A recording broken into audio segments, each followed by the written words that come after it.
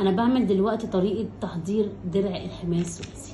ايه هو تحضير درع الحمايه الثلاثي دوت، او ايه هو، او عباره عن ايه؟ احمي بشرتي ازاي وليه وعشان ايه وامتى وبكام. بص كل ده هيبقى في درع الحمايه الثلاثي. درع الحمايه الثلاثي النهارده ريجينكس هي اللي بتقدمه لك، لان هي مش بتقدم لك درع الحمايه الثلاثي لبشرتك بس، لا وشعرك كمان، عشان هما الاثنين مسؤوليتنا. ايه هي بقى درع الحمايه الثلاثي؟ اهو 1 2 3. ده درع الحمايه، او اول حاجه من التحضير، او اول مكون من تحضيراتنا النهارده، وهو ريفايفل للشعر.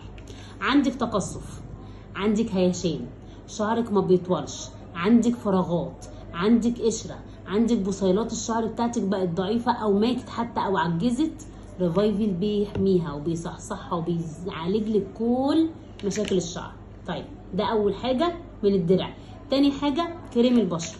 كريم البشره بيعالج التجاعيد، بيعالج عدم توحد اللون، بيعالج الخطوط التعبيريه اللي في الوش، بيعالج البهتان، بيعالج الترهلات اللي موجوده في الوش، بيشد بشرتك كده بيخليها بنت 17 لا 15، عشان بنت 17 ساعات كتير قوي بتبقى بشرتها متهالكه. طب المكون الثالث في درع الحمايه الثلاثي السيرم الليلي. ده بقى حاجه كده تحفيزيه، ده كده جندي مجهول، بتدهنيه بالليل قبل ما تنامي، وتروح داخله بقى على الخلايا نفسها، اصحى اصحى اصحى اصحى اصحى، يبدا يصحصح الخلايا عشان تبدا تشتغل طول ما انت نايمه هي شغاله. طيب درع الحمايه الثلاثي ده بس هو اللي موجود في العرض؟ لا، احنا كمان معانا هديه، والهديه بتاعتنا النهارده غسول ريجينكس 3 في 1، تونر ومعقم ومزيل ميك اب وبينظف البشره تنظيف عميق، حاجه كده ما شاء الله مفيش زيها. بستخدمه دايما لما باجي اشيل الميك اب، بدعك بيه عينيا، بيبقى فله ولا عيني تلتهب ولا تحمر ولا اي حاجه. اتحدى بيه افضل واغلى واحسن البراندات اللي انتوا بتتكلموا عنها. غسول ريجينكس الميزه اللي فيه اللي هتاخديه النهارده هديه على عرض درع الحمايه الثلاثي، الميزه فيه كمان ان هو مفيش زيه.